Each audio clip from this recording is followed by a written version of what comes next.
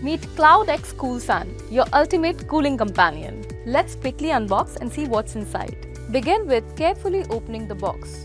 Inside you'll find Unit A, the top body of CloudX. Unit B, the main body. Place both units on a hard, clean surface to protect it.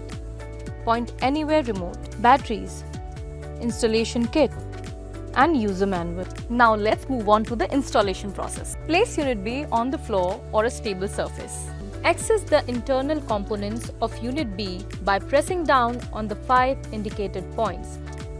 Slide the cover upwards to remove it. Step 2. Locate the 2 mating holes on Unit B, one for the airflow and the other for the CloudX connection. Step 3. Align the grill on the bottom of Unit A. Shaped like an inverted U, gently place Unit A on top of Unit B. It should fit well without force. Step 4. Secure the 2 units using the 6 screws provided. Tighten them gently, do not over-tighten. Step 5. Slide back the top cover of Unit B to close the unit. Your CloudX Cool Fan is now assembled.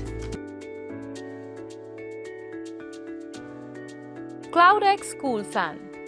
Cooling reimagined. Healthy, powerful and silent.